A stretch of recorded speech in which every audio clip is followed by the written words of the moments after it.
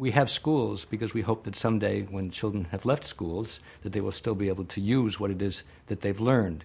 And there is now a massive amount of evidence from all realms of science that unless individuals take a very active role in what it is that they're studying, unless they learn to ask questions, to do things hands-on, to essentially recreate things in their own mind and then transform them as is needed, the ideas just disappear. The student may have a good grade on the exam. We may think that he or she is learning, but a year or two later, there's nothing left. If, on the other hand, somebody has carried out an experiment himself or herself, analyzed the data, made a prediction and saw whether it came out correctly, if somebody is doing history and actually does some interviewing himself or herself, oral histories, then reads the documents, listens to it, goes back and asks further questions, writes up a paper, that's the kind of thing that's going to adhere, where if you simply memorize a bunch of names and a bunch of facts and even a bunch of definitions, there's nothing to hold on to. The idea of multiple intelligences comes out of psychology. It's a theory that was developed to document the fact that human beings have very different kinds of intellectual strengths, and that these strengths are very, very important in how kids learn, and how people represent things in their minds, and then how people use them in order to show what it is that they've understood. If we all had exactly the same kind of mind and there was only one kind of intelligence, then we could teach everybody the same thing in the same way and assess them in the same way, and that would be fair. But once we realize that people have very different kinds of minds, different kinds of strengths, some people are good in thinking spatially, some people are good in thinking language, other people are very logical, other people need to do hands-on, they need to actually explore actively and to try things out. Once we realize that, then an education which treats everybody the same way is actually the most unfair education, because it picks out one kind of mind, which I call the law professor mind, somebody who's very linguistic and logical, and says, if you think like that, great. If you don't think like that, there's no room in the train for you. If we know that one child has a very spatial or visual spatial way of learning, another child has a very hands-on way of learning, a third child likes to ask deep philosophical questions, a fourth child likes stories. We don't have to talk very fast as a teacher. We can actually provide software, we can provide materials, we can provide resources which present material to a child in a way in which the child will find interesting and will be able to use his or her intelligences productively, and to the extent that the technology is interactive, the child will actually be able to show his or her understanding in a way that's comfortable to the child. We have this myth that the only way to learn something is read it in a textbook or hear a lecture on it, and the only way to show that we've understood something is to take a short answer test or maybe occasionally with an essay question thrown in. But that's nonsense. Everything can be taught in more than one way, and anything that's understood can be shown in more than one way. I don't believe because there are 8 intelligences we have to teach things 8 ways. I think that's silly.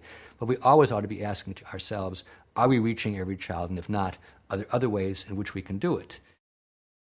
I think that we teach way too many subjects and we cover way too much material, and the end result is that students have a very superficial knowledge, as we often say, a mile wide and an inch deep, and then once they leave school, almost everything's been forgotten. And I think that school needs to change to have a few priorities and to really go into those priorities very deeply. So let's take the area of science. I actually don't care if a child studies physics or biology or geology or astronomy before he goes to college. There's plenty of time to do that kind of detailed work. I think what's really important is to begin to learn to think scientifically, to understand what a hypothesis is, how to test it out and see whether it's working or not. If it's not working, how to revise your theory about things. That takes time. There's no way you can present that in a week or indeed even in a month. You have to learn about it from doing many different kinds of experiments, seeing when the results are like what you predicted, seeing when they're different, and so on. But if you really focus on science in that kind of way, by the time you go to college, or if you don't go to college, by the time you go to workplace, you'll know the difference between a statement which is simply a matter of opinion or prejudice and one for which there's solid evidence.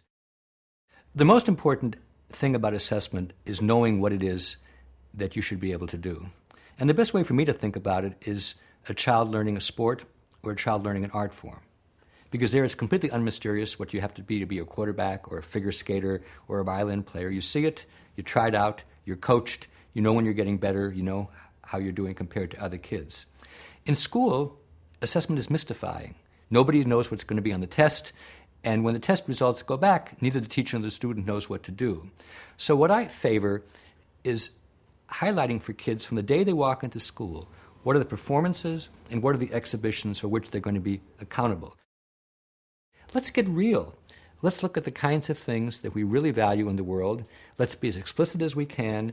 Let's provide feedback to kids from as early as possible, and then let them internalize the feedback so they themselves can say what's going well, what's not going so well. I'm a writer, and initially I had to have a lot of feedback from editors, including a lot of rejections. But over time, I learned what was important. I learned to edit myself, and now the feedback from editors is much less necessary. And I think anybody as an adult knows that as you get to be more expert in things, you don't have to do so much external critiquing. You can do what we call self-assessment. And in school, assessment shouldn't be something that's done to you. It should be something where you are the most active agent. I think for there to be long-standing change in American education that is widespread rather than just on the margins, first of all, people have to see examples of places which are like their own places where the new kind of education really works, where students are learning deeply, where they can exhibit their knowledge publicly, and where everybody who looks at the kids says, that's the kind of kids I want to have. So we need to have enough good examples. Second of all, we need to have the individuals who are involved in education, primarily teachers and administrators, believe in this, really want to do it, and get the kind of help that they need in order to be able to switch, so to speak, from a teacher-centered, let's stuff it into the kid's mind kind of education to one where the preparation is behind the scenes and the child himself or herself is at the center of learning. Third of all, I think we need to have assessment schemes which really convince everybody that this kind of education is working. It does no good to have child-centered learning and then have the same old multiple choice tests which were used 50 or 100 years ago. Finally, I think there has to be a political commitment which says that this is kind of education which we want to have in our country and maybe outside this country for the foreseeable future. And as long as people are busy bashing teachers or saying that we can't try anything new because it might fail, then reform will be stifled as it has been in the past. For more information on what works in public education, go to edutopia.org.